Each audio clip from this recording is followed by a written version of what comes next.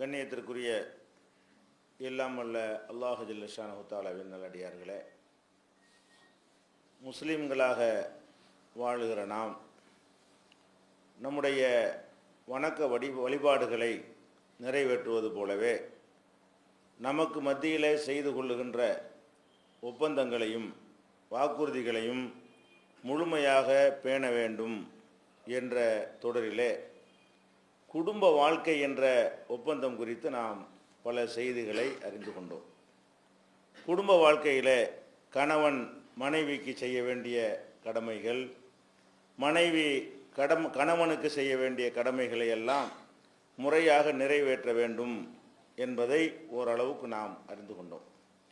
அடுத்தபடியாக மனிதர்கள் செய்து கொள்ளக்கூடிய ஒப்பந்தங்களிலே முக்கியமான ஒரு ஒப்பந்தம் தங்களுடைய தேவைகளுக்காக, நெருக்கடிகளுக்காக மற்றவர்களிடம் வாங்குகிற கடன்.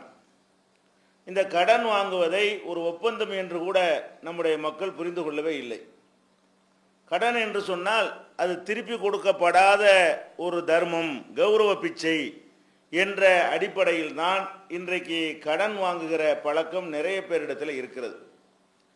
இந்த கடன் என்று சொன்னால் அதற்குள்ள எவ்வளவு கண்டிஷன் இருக்கிறது. கடன் வாங்கிவிட்டு அதை கொடுக்காவிட்டால், சரியான முறையில் நிறைவேற்றாவிட்டால் அதற்கு மறுமையில் எத்தகைய தண்டனை இருக்கிறது. நம்முடைய பாவங்களில் மன்னிக்கப்படக்கூடாத முடியாத ஒரு பாவமாக நம்முடைய தலையில் அது நிற்கிறது என்பதையெல்லாம் நம்முடைய சகோதரர்கள் அறிந்து கொள்ளவும் இல்லை, அதற்கு முக்கியத்துவம் கொடுப்பதும் இல்லை. அல்லாஹ் ரப்புல் ஆலமீன் இந்த கடனை பற்றி சொல்லும் பொழுது, முதல்ல நம்ம கடன் கொடுப்பதாக இருந்தால் அது ஒரு எழுத்துமானத்தோடு கொடுக்க வேண்டும் என்று அல்லாஹ் நம்ம கட்டளை எடுக்கிறான். நிறைய பேர் ஏமாந்து போவதற்கும் வாழ்க்கையில் கஷ்டப்படுவதற்கு என்ன காரணம் என்று கேட்டால், அவங்க கடனை கடனாக கொடுத்து விட்டு அதுக்கு எந்த விதமான ஆதாரங்களையும் சான்றுகளையும் வைத்திருக்க மாட்டார்கள். ரொம்ப நம்பிக்கையான ஒரு ஆள், பெரிய தலைவர் தானே கேட்குறாரு, அண்ணன் தானே கேட்குறாரு, தம்பி தானே கேட்குறாரு, முக்கியமான ஒரு மத குரு தானே கேட்குறாரு, இந்த மாதிரி சில மரியாதைக்குரியவர்கள் என்று நினைத்து கொண்டு உயிரோடு உயிராக பழகக்கூடிய நண்பர்கள் தானே கேட்குறாங்க, நமக்குள்ள என்னத்துக்கு எழுத்துமானோ, நமக்குள்ள எதுக்கு ஒரு உறுதிமொழியெல்லாம் எதுக்குன்னு சொல்லி பல லட்சங்களை கொடுத்து விட்டு கடைசியில் ஏமாந்து விடக்கூடிய காட்சியை நம்ம பார்க்கிறோம். ஒரு மனுஷன் ஒழுங்கான முறையில் திருப்பி செலுத்துமானா இல்லையான்னு நமக்கு தெரியுமா? வெளி தோற்றத்தை வைத்து நம்ம நல்லவர்கள் என்று நினைக்கக்கூடியவர்கள் கூட உள்ளுக்குள்ள வேற மாதிரியாக இருக்கலாம். அல்லது ஒழுங்கானவர்கள் கூட இன்னைக்கு ஒழுங்கா இருந்து நாளைக்கு ஒழுங்கெல்லாம் போயிடலாம். நேற்று வரைக்கும் ஒழுங்கான நாணயமாக கடைபிடித்தவர்கள் நாளைக்கு அவர்களுக்கு ஏற்பட்ட ஒரு தேவையினாலேயோ ஒரு நெருக்கடியினாலேயோ அந்த நாணயத்தை தூக்கி எறிஞ்சிருவாங்க. அப்போ நம்ம கொடுக்கறதுக்கு யாராக இருந்தாலும் என்ன செய்யணும், அதுக்கு ஒரு ரெக்கார்டு வைத்துக் கொள்ள வேண்டும். எழுதாட்டாலும் கடன் தான். ஆனால் கடன் கொடுக்கக்கூடியவர்களுக்கு இஸ்லாம் சொல்ற வழிகாட்டுதல் என்னன்னு கேட்டால், இதாத்த தாயன் தும்பி தைனின், அல்லாஹ் கட்டளை எடுக்கிறான், நீங்கள் ஒரு கடன் கொடுப்பதாக இருந்தால் இலா அஜலிம் முசம்மா, ஒரு குறிப்பிட்ட தவணையில் திருப்பி வாங்குவதற்காக கடன் கொடுப்பதாக இருந்தால் ஃபக்துபூஹு, அதை நீங்கள் எழுதி கொள்ளுங்கள். இல்லம் தஜிது காத்திபன், எழுதுவதற்கான ஒரு ஆள் கிடைக்கவில்லை என்று சொன்னால் ஃபரிஹானு மக்பூலா, கொடுத்த கடனுக்கு ஏற்ற ஒரு பெருமானமாக ஒரு அடமானத்தை வச்சுக்கிறங்க. பணத்தை கொடுத்தா செயினை கழட்டி கொடுத்துட்டு போ, பணத்தை கொடுத்துட்டு செயினை வாங்கிக்க என்று அவனுடைய ஒரு பொருளை ஒரு பெருமானமாக என்ன செய்யணும், வாங்கி வைத்துக் கொள்ள வேண்டும் என்று அல்லாஹ் கட்டளை எடுக்கிறான். இந்த கட்டளையிடக்கூடிய காலத்தில் இந்த வசனத்தை முதல்ல சந்திச்ச மக்கள் யாரே? சஹாபாக்கள். நம்ம போய் எழுதி கேட்டோம்னா என்ன செய்வோம்? ஏமால் நம்பிக்கை இல்லையா? கடனை கொடுத்துட்டு எழுதி கேட்டா ஏமால உனக்கு நம்பிக்கை இல்லை, நான் திருட்டு போயலா, நான் என்ன மோசடி பேர் வழியா அப்படின்னு கேட்டு எழுதி தருவது ஏதோ அவருடைய நாணயத்துக்கு விடப்பட்ட சவால் போல நிறைய பேர் நினைக்கிறாங்க. நம்ம எழுதி கேட்டோம்னு சொன்னா எழுதித்தானே கேட்குறான், கொடுத்தது தானே எழுதி கேட்குறான்னு எழுதி கொடுத்துட்டு போயிருந்தேன். எழுதி கேட்கறது என்னமோ ஒரு நாணயத்துக்கு விடப்பட்ட ஒரு சவால் மாதிரி நினைத்து கொண்டு அதை ஒரு விமர்சிக்கக்கூடியவர்களை நம்ம பார்க்கிறோம். ஆனால் இந்த வசனம் நபிகள் நாயகம் ஸல்லல்லாஹு அலைஹி வஸல்லம் காலத்தில் சஹாபாக்களுக்கு தானே முதல்ல அருளப்படுது. அவங்களாம் நாணயம் இல்லாதவங்களா? நாணயமான மக்கள் வாழ்ந்த காலத்துக்கு தான் இந்த கட்டளையை முதல்ல பிறப்பிக்கப்படுகிறது.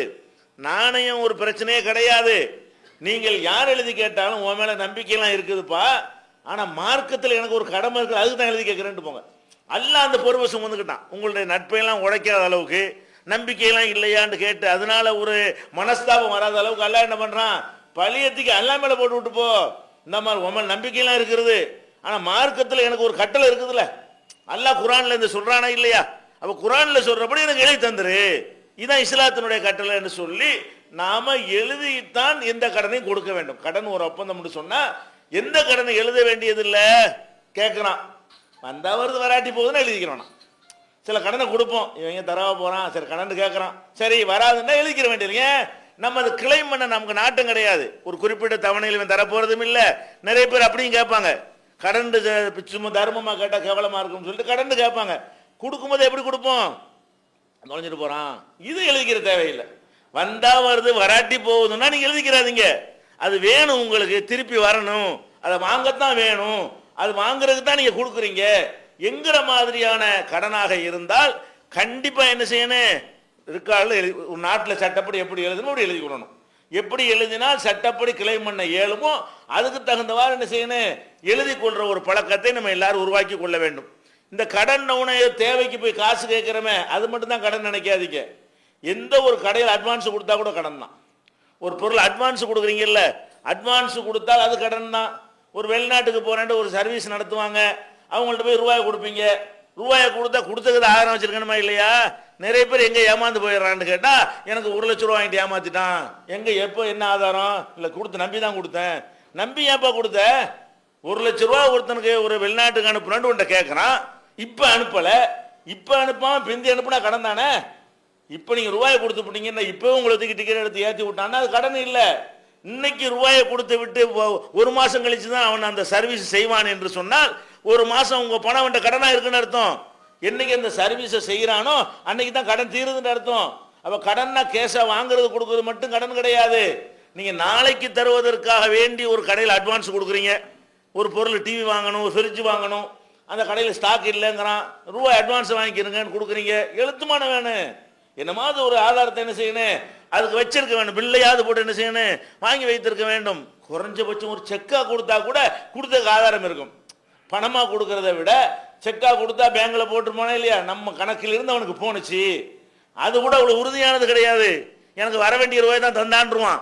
இருந்தாலும் ஒரு கிளைம் பண்ணுவதற்கு, ஒரு கம்ப்ளைண்ட் பண்ணுவதற்கு அதுல ஒரு கிரவுண்ட் இருக்கிறது. ஆனால் ஒண்ணும் இல்லாம பணமா கொண்டே கொடுக்குறாங்க பாருங்க. பணமாக கொண்டே கொடுத்தீங்கன்னு சொன்னா நீ கொடுத்தக்கு என்ன ஆதாரம்? இன்னைக்கு ஏஜென்ட்டுகள்கிட்ட லட்சக்கணக்கான ரூபாயை கொடுத்து தெருவில் நிற்கிறான்னு சொன்னா அதுக்கெல்லாம் காரணம் என்ன? நம்மால் தான் ரொம்ப நிற்கிறான். முஸ்லீம் தான் நிறைய பேர் ஏமாந்து நிற்கிறான். ஏமாறுறதுக்கு காரணம் என்ன? இவன் இஸ்லாத்தை கடைப்பிடிக்காத காரணம்.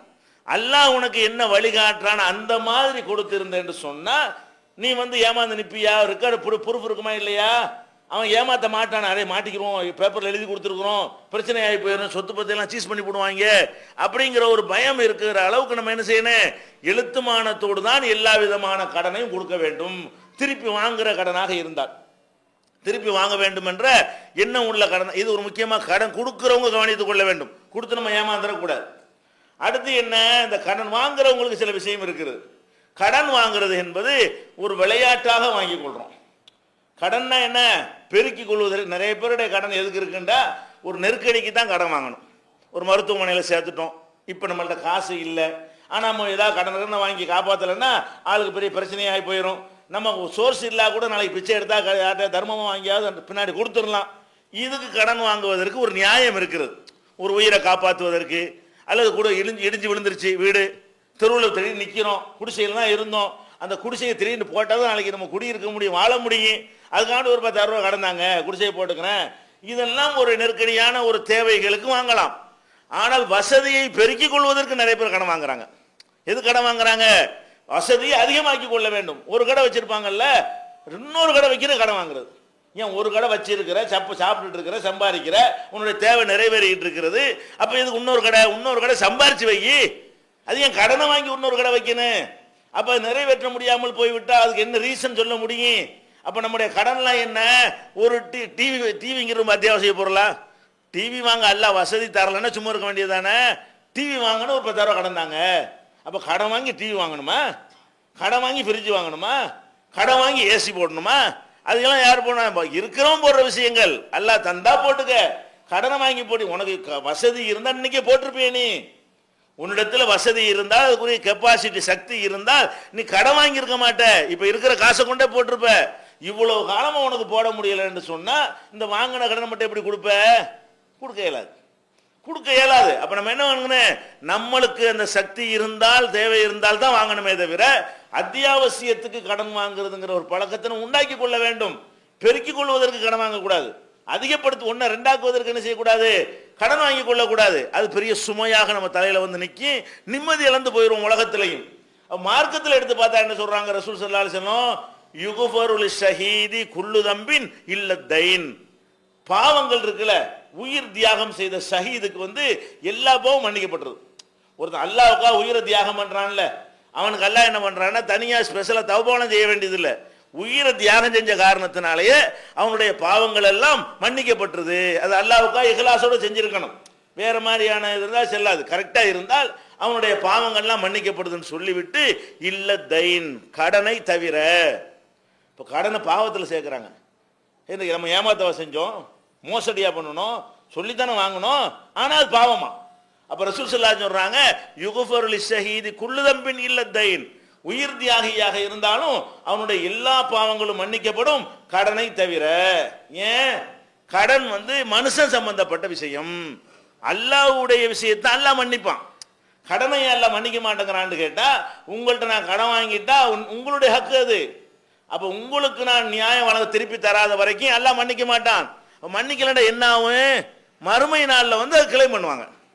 அவன் மௌத்தா போயிட்டான், கடன் கொடுத்தவர் என்ன செய்வார்? யா அல்லாஹ், இவர் எனக்கு வந்து 1000 ரூபாய் கடன் வாங்கிட்டு திருப்பி தராம போயிட்டாரு. அப்ப அந்த 1000 ரூபாய்க்காக வேண்டி ஒரு நன்மையை அல்லாஹ் கொடுத்துருவான். நம்முடைய நன்மையை 1000 ரூபாய்க்கு எவ்வளவு நன்மை கொடுத்தால் அது பெருமதியானது அல்லாஹ் நினைக்கிறானோ அந்த நன்மை நம்மிடமிருந்து புடுங்கி கொடுக்கப்படும்.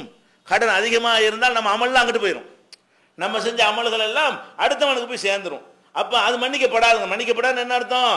அதை வந்து அல்லாஹ் வந்து அவனுக்கு நியாயம் கொடுக்கணும்ல. கடன் கொடுத்தவன் வந்து நிற்கும் பொழுது அல்லாஹ் எல்லாத்துக்கும் நியாய தீர்ப்பு அளிக்கக்கூடியவனா இருக்கிறான். அப்ப நியாய தீர்ப்பு என்ன? கடன் கொடுத்தவனுக்குள்ள நியாய தீர்ப்பு என்ன? 1000 ரூபாயை தாண்டங்க வந்து நிற்கிறான். அப்ப அல்லாஹ்வுடைய கடமை என்ன? பாதிக்கப்பட்டவனுக்கு நீதி வழங்குவது. அவனுக்கு வழங்குற நீதி என்ன? 1000 ரூபாயை கொண்டு கொடுக்க முடியுமா? செல்லுமா? செல்லாது. அங்க எது செல்லும்? அமல் தான் செல்லும், மார்க்கு தான் செல்லும். இவன் அமலுக்காக அல்லாஹ் போடுறான மதிப்பெண்கள் அதுதான் அங்க செல்லுபடியாகும். அப்ப அல்லாஹ் என்ன செய்யணும்? அவனுக்கு அங்க எது உதவும் அதுதானே கொடுக்கணும். நம்ம அமல்லாம் ஓடி போயிடும். நம்ம என்ன பயப்படணும்? ஆஹா, கடன் வாங்க ரொம்ப யோசிக்கணும், ரொம்ப அவசியம் என்று சொன்னால் உயிரை காப்ப நிர்பந்தமான ஒரு நிலைமை. சரி, அமல் கொஞ்சம் போனாலும் போயிட்டு போகுது, முடிஞ்சா முடியாட்டாலும் வாங்குவோம், வாப்பா காப்பாற்றுவோம், அம்மா காப்பாற்றுவோம், பொண்டாட்டியை காப்பாற்றுவோம்னு சொல்லி அது ஒரு கணக்கு. அது மாதிரி இல்லாமல் எதுக்கு எடுத்தாலும் போய் கடனை வாங்குவது, பெருக்கிக் கொள்வதற்காக வாங்குவது, திருப்பி கொடுக்குவதற்கு சோர்ஸ் இருக்கணும். வாங்குறவர்களுக்கு முதல்ல என்ன செய்யணும்? 1 லட்ச ரூபா ஒருத்தட்ட வாங்கலாம்.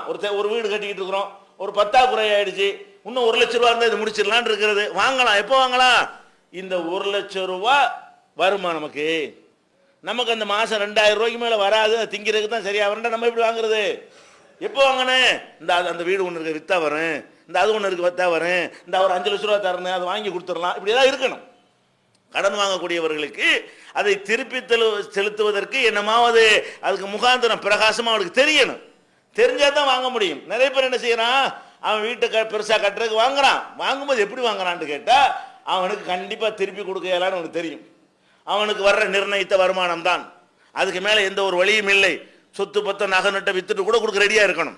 யார் வாங்கினே? சரி, அது 50 நகை இருக்குல்ல, இப்போ கடன் வாங்குவோம், அந்த டயத்தில் கொடுக்க முடியாது, நகையை வித்துட்டு கொடுப்போம். இருக்குது ஒன்றும் ஒரு பொருள் இருக்கக்கூடிய நேரத்தில் கடனை வாங்கினா கொடுத்து விட முடியும். நகையும் இல்லை, நட்டும் இல்லை, ஒன்றும் இல்லை, சொத்தும் இல்லை, சுகமும் இல்லை. சும்மா 300 ரூபா சம்பளம் வாங்கிட்டு இருக்கான், 1000 ரூபா சம்பளம் வாங்கிட்டு இருக்கான். இவன் 1 லட்ச ரூபா கடன் வாங்கினா எப்படி கொடுப்பான்? எதை நம்பி கொடுக்குற வாங்குறான்? திருப்பி கொடுக்க கூடாதுன்னு வாங்குறான். வேற என்ன அர்த்தம்? திருப்பி கொடுக்கறதுக்கு சக்தி இல்லாம ஒருத்தன் வாங்கினான்னா அவருடைய நோக்கமே என்ன? நம்ம கொடுக்க போறோம், வாங்குவோம், யாரு கொடுக்க போறா இப்படிங்கிற மாதிரி வாங்குறான்னு அர்த்தம். அப்ப நம்ம கடன் வாங்கும்போது நம்ம யோசிக்க வேண்டும், முதல்ல தேவைதானே, இது பாவம்னு மார்க்கத்தில் சொல்லப்பட்டிருக்கிறது.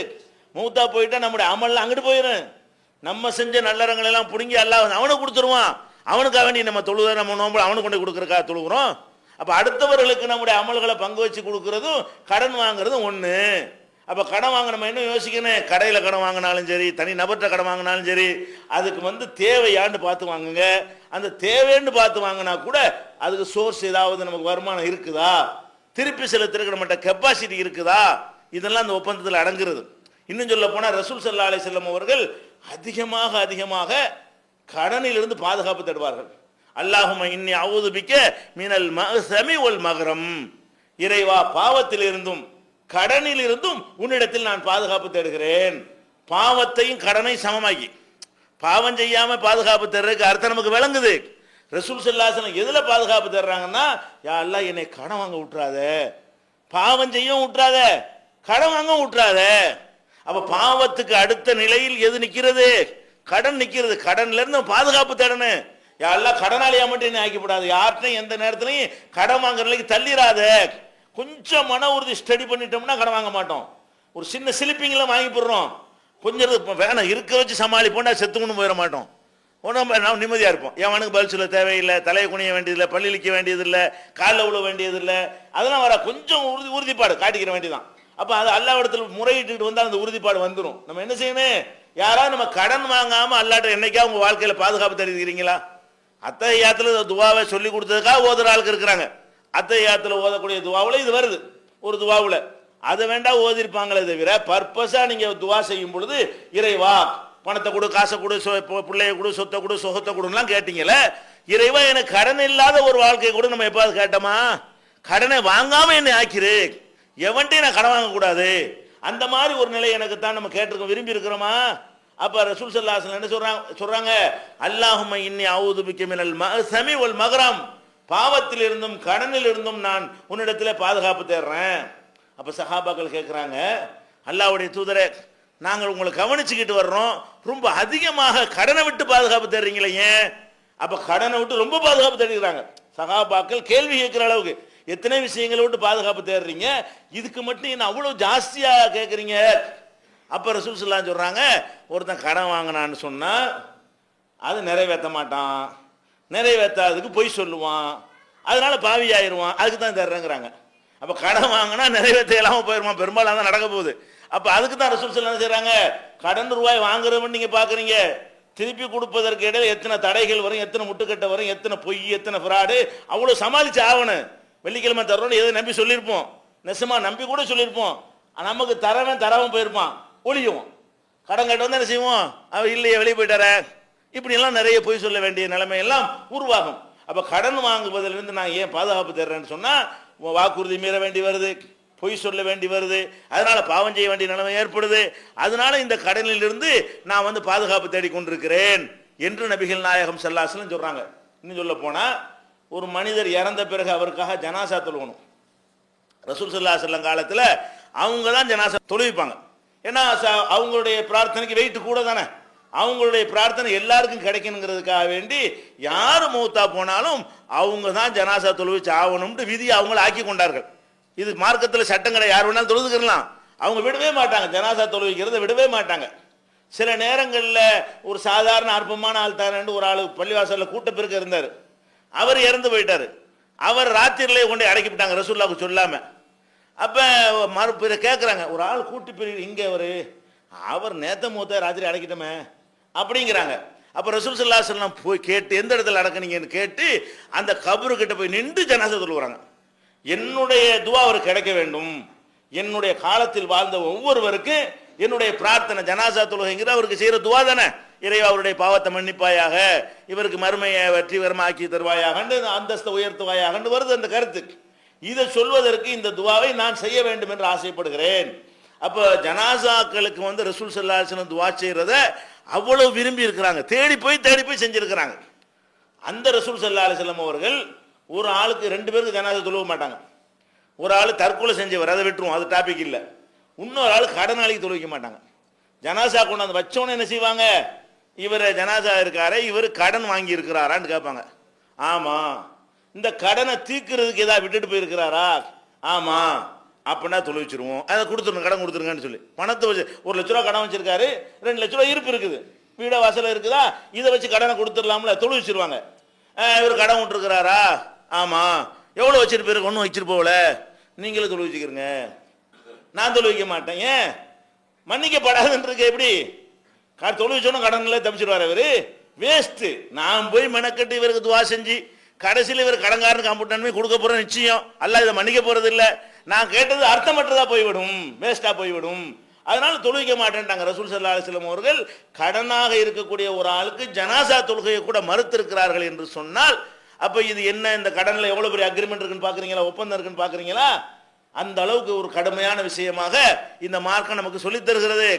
நம்ம தகப்பனார் நிறைய சொத்து பத்த வச்சு மூத்தா போயிட்டாரு, உடனே பங்கு வச்சுக்கிற முடியுமா? முடியாது. மார்க்கத்தில் என்ன கடமை? மிம்பாதி வசியத்தின் யூசாபிஹா உதைனின். அல்லாஹ் குர்ஆன்ல சொல்லி காட்டுறான். எப்ப நீங்க பங்கு வைக்கணும் தெரியுமா? அவர் வசியத்து பண்ணி இருந்தார்னு சொன்ன, வசியத்துனா இவருக்கு அதை கொடுங்க அவருக்கு இதை கொடுங்கன்னு சொல்லுவார்ல, அதுக்கு பேர் வசியத்து. வசியத்து பண்ணி இருந்தாரே, ஆனால் அதை கொடுத்து விட்டு அவுதைனின், அவர் கடன் வச்சுட்டு போனார்னா அதையும் கொடுத்து விட்டு மிச்சம் இருந்தா தானே பிரிச்சுக்கிறேன்னு. பாப்பா சொத்தை விட்டுட்டு போயிருந்தாருன்னா முத வேலை என்ன? பிரிக்கிறது இல்லை, யார் யார் கடன் வச்சிருக்கான்னு விசாரிக்கணும், அந்த கடனுக்கு அந்த சொத்தை வச்சு கடனை தீர்க்கணும், அதுக்கு பிறகு ஏதாவது மிச்சமா இருந்தால் தான் நம்ம எடுத்துக்கொள்ளணும் என்கிற அளவுக்கு மார்க்கம் என்ன சொல்லுது? குர்ஆன்ல அல்லாஹ் பாகப்பிரிவினை சட்டத்தை சொல்லும் பொழுது கடனை கொடுக்காம பாகப்பிரிவினை செய்யக்கூடாது. கடன்காரனுக்கு கொடுக்க வேண்டிய அம்புட்டு போன பிறகு உள்ளதுதான் உனக்கு உள்ளதுன்னு அர்த்தம், மீதி உள்ள அடுத்தவங்க காசு வாங்கி வச்சிருக்காருன்னு அர்த்தம். உங்க தகப்பனார் கடன் வச்சுட்டு போயிட்டாருன்னு சொன்னா பிறருடைய காசை அவர் வாங்கி வச்சிருக்கிறார் அமானிதமான அர்த்தம். அது எப்படி நீ பங்கு வச்சுக்கிருவ? உங்க வாப்பா சொத்தை இல்லையே, அவர் கடன் வச்சுட்டு போனது வேற ஒருத்தன் சொத்து, வேற ஒருத்தன் சொத்துக்கு நீ எப்படி வாரிசாவ? உங்க அப்பன் சொத்து தான் நீ வாரிசாவ அப்படின்னு மார்க்கம் என்ன சொல்லுது? கடன் வச்சுட்டு போனாருன்னு சொன்னா ஃபர்ஸ்ட் வேலை என்னது? கடனை கொடுத்து முடிக்கணும் என்கிற அளவுக்கு இந்த மார்க்கத்தில் என்ன செய்யப்பட்டது? வலியுறுத்தப்பட்ட ஒரு விஷயமாக இருக்கிறது. நபிகள் நாயகம் ஸல்லல்லாஹு அலைஹி வஸல்லம் சொல்றாங்க, இந்த கடனை கூட சில ஒழுங்குமுறைகளை சொல்றாங்க. ஒருத்தன் வாங்கும் பொழுது தேவைக்கு வாங்குறீங்க, முதல்ல யோசிச்சு தான் வாங்கணும். இல்லாம வாழ்ந்துருவோமா, கஷ்டப்பட்டு கொஞ்சம் சிரமம் தானே போடுவோம், செத்தா போயிட போறோம் அப்படின்னு யோசிச்சாலே கடனில் தப்பிச்சுக்கிடுவாங்க. அதாவது எப்படி யோசிக்கணும்? செத்துருவோமா சிரமப்படுவோமான்னு பாருங்க. செத்துருவோம்னா கடனை வாங்க, கடன் வாங்காட்டி செத்து போயிடுவோம்னா என்ன செஞ்சிருங்க? கடனை வாங்கிருங்க. உசுரோட இருக்கணுமா இல்லையா? கொஞ்சம் சிரமம் தான் படுவோம்னா படுங்க, ஏன் போட்டு கடனை வாங்குறிய? சாக மாட்டோம்ல, சிரமத்தோடு இருந்துட்டு போறோம். இப்படிங்கிற ஒரு அடிப்படையில் யோசிச்சு பார்த்து நம்ம கடனை வாங்கினது பாவமா இருக்கிறதுனால அது தப்பிச்சு கொள்ள வேண்டும். சரி, வாங்கும்போது எப்படி வாங்கணும்? வாங்க வேண்டிய தேவை ஏற்படுது, எப்படி வாங்கணும்? அதை அல்லாட்ட துவா செஞ்சு, அல்லா வாங்குறேன், எப்படியா நீ கொடுக்க எனக்கு வச்சிரு, உன்னை நம்பி தான் நான் வாங்குறேன், கொடுக்கறதுக்கான வாய்ப்பை நீ தாண்டு சொல்லி அந்த எண்ணத்தோட நீங்கள் வாங்கினீர்களே, ஆனால் அல்லாஹ் நிச்சயமாக உங்க சார்பா அவன் கொடுக்க ஏற்பாடு பண்ணுவான். மன் அகத அம்பால நாசி, யார் பிறருடைய பொருளை கடனாக வாங்கி கொள்கிறாரோ, யுரீது அதாக, அதை ஒழுங்கா திருப்பி கொடுக்கிற எண்ணத்தோடு நீயத்தோட திருப்பி கொடுத்துருவேன் என்கிற நீயத்தோட வாங்குகிறாரோ, அதல்லாஹு அன்ஹா அன்ஹு, அவன் சார்பாக அல்லாஹ் அதை நிறைவேற்றி தருவான். அப்ப அவருக்கு கொடுக்கும் போதே இப்படி செஞ்சா தான் அந்த வாய்ப்பை எல்லாம் தருவானா. சும்மா கடன் என்னது, எவன் கேட்க போறான், வாங்க போறோம், வாங்கி நமக்கு உள்ளதுதான் என்று வாங்கினா உன்னால கொடுக்கவே இயலாது. அப்ப வாங்க பயந்து வாங்கணும், அல்லா எப்படியாவது கொடுத்துருன்னு, நம்ம கடனாளியா மூத்தா போயிடக்கூடாது, இந்த ஒரு அச்சத்தோட என்ன செய்யணும்? வாங்க வேண்டும் இருக்கு. சில பேர் கடனை வாங்கிடுவாங்க, கொடுக்க வாய்ப்பும் இருக்கும், வசதியும் இருக்கும், அவன் கேட்டு வருவான், இழுத்தடிக்கிறது அதுல ஒரு கௌரவம். கடனை வச்சுக்கிட்டு இல்லாதவன் இழுத்தடிச்சா, இல்லாதவன் இழுத்தடிக்கிற வராது, இல்லாதவன் இல்லம்மா, இழுத்தடிக்கிறேன்னு வச்சுக்கிறவன் 1 லட்ச ரூபா கடன் வாங்கியாச்சு, 10 லட்ச ரூபா கையில் இருக்கு, இவன் என்ன செய்வான்னா கொடுக்காம இன்னும் கொஞ்சம் கொஞ்சம் 10 லட்சம் ரொட்டேஷன் பண்ணலாமே, அவன் காசு கேட்கறான், தேவைக்கு உடனே கொடுத்துடணுமா இல்லையா? நபிகள் நாயகம் ஸல்லல்லாஹு அலைஹி வஸல்லம் சொல்றாங்க, மதலுல் கனியுல் முன், பணக்காரனா இருக்கிறவன், வசதி உள்ளவன் இழுத்தடிப்பது என்பது பெரிய அநியாயம். வசதி இல்லப்பா, நான் என்னப்பா செய்யறது, நாளைக்கு தர்றப்பா, அல்லாஹ் தந்தா தர்றப்பாங்கிறது அது ஒரு கணக்கு இல்லை, இல்லாதவன் ஒன்றும் செய்ய முடியாது. அதே இடத்துல இருந்துக்கிறவன் என்ன செய்யணும்? கேட்டதையும் போட்டுடணும். இல்லாதவன் கொடுக்காம இருக்கிறதுக்கு ஒரு நியாயம் இருக்கிறது. அவன் அவகாசம் கேட்கலாம், அவகாசம் கேட்டால் இவன் அவகாசம் கொடுக்க வேண்டும். ஒரு திட்டக்கிழமை கடனை கொடுத்து விட்டோம், திருப்பி தர முடியாம இருக்கிறான், ஒரு ஜனவரி மாதம் தர்றேன்டான், ஜனவரி மாதத்தில் பார்த்தா அவன் ரொம்ப கஷ்டத்தில் இருக்கிறான், இல்லைங்க இன்னொரு 6 மாதம் டைம் தாங்கன்னு கேட்டால் நம்ம என்ன செய்யணும்? அல்லாஹ் நமக்கு தந்திருந்தா சரிப்பா 6 மாதம் கழிச்சே கொடு. ஏன் ரசூல் ஸல்லல்லாஹு அலைஹி வஸல்லம் சொல்றாங்க, மன் அன்லர முஸிரன் அவ் வலா அன்ஹு, யார் ஒருத்தன் ஒரு கடனாளிக்கு அவகாசத்தை கூடுதலாக கொடுக்குறானோ அல்லது தள்ளுபடியை பண்ணி விடுகிறானோ, கடனை கொடுத்து விட்டோம், முதல் இவனை பாவியா தெரியாதனமா கடன் வாங்கி தொலைச்சு விட்டான், கொடுக்கும் வசதி இல்லை, 7 தவணை சொல்லிவிட்டான், இவன் போற போக்க பார்த்து அவன் தர முடியாத போல இருக்கு, கூப்பிட்டு இருந்தாப்பா கடன் தரணும்ல, அல்லாஹ்வுக்காக நான் உனக்கு தள்ளுபடி பண்ணிட்டேன்னு சொல்லு. சொன்னா என்ன நடக்கும் தெரியுமா? மறுமையில் அல்லாஹ் நமக்கு தள்ளுபடி பண்ணுவான். நம்ம தலையில் எவ்வளவு பாவச்சமையோட போவோம், அடே போட அதான் தூக்கி வெளியே போடுறான், உனக்கு பாவமே இல்லடான்றான்ல. எவ்வளவு பெரிய கிஃப்ட். யார் ஒருத்தன் கடன் கொடுத்து விட்டு அதை தள்ளுபடி செய்கிறானோ அல்லது நல்ல அவகாசம் கொடுக்கிறானோ, முடியலையா 1 வருஷம் கூட எடுத்துக்கப்பா சொல்லுங்க, ஒன்னாம் தேதி தரணும்னா அடுத்த வருஷம் 1ஆம் தேதி கூட கொடு. அல்லாஹ் தந்தா என்ன செய்யுங்க, நல்ல அவகாசத்தை கொடுங்க.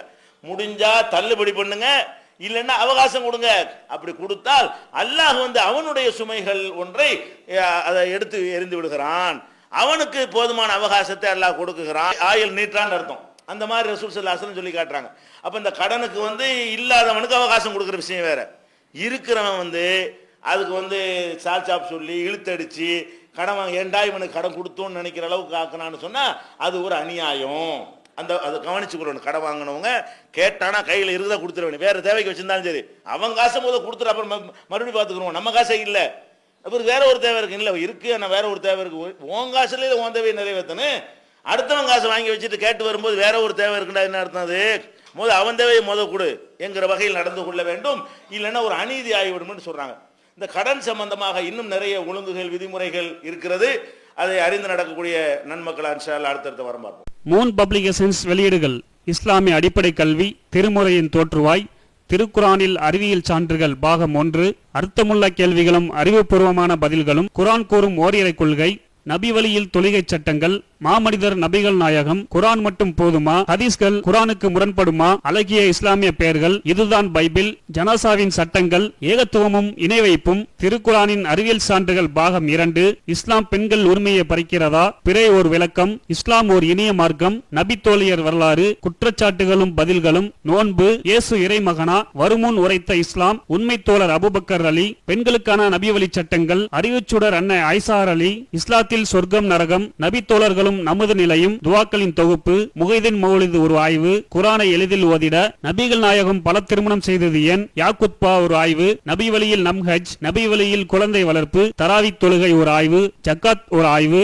இஸ்லாத்தில் இல்லறம், கியாமத் நாளின் 10 அடையாளங்கள், நபிகளாரின் நற்போதனைகள், மன்னரை வாழ்க்கை, பைபிளில் நபிகள் நாயகம், இஸ்லாத்தின் பார்வையில் பில்லி சூனியம், தர்கா வழிபாடு, நபிகளாரின் இறுதி நாட்கள், இஸ்லாமிய கொள்கை, சரியான ஹதீஸ்களும் தவறான ஹதீஸ்களும், சந்திக்கும் வேளையில் கொள்கை விளக்கம், பேய் பிசாசு உண்டா, கற்பனை கதைகள், நவீன பிரச்சனைகளும் தீர்வுகளும், தப்லிக் தாகலிம் தொகுப்பு, சுபகான மௌலிது ஒரு ஆய்வு, மனிதனுக்கேற்ற மார்க்கம், நேர்ச்சையும் சத்தியமும், மனனம் செய்வோம், விளக்கப்பட்ட உணவுகள், அர்த்தமுல்லா இஸ்லாம், குர்பானியின் சட்டங்கள், தொழுகை, இஸ்லாத்தின் பார்வையில் கனவுகள், இஸ்லாமிய திருமணம், இறைவனிடம் கையேந்துங்கள், மீராஜும் அதன் படிப்பினைகளும், வேதம் கொடுக்கப்பட்டோர் யார், மற்றும் prophet Mohammed the greatest man மற்றும் TNTJ மார்க்க அறிஞர்கள் உரையாற்றிய CD டிவிடிகள் கிடைக்கும் இடம் மூன் பப்ளிகேஷன் 83/3 மூர்தரு முதல் மாடி மண்ணடி சென்னை 1. Phone number 65690810.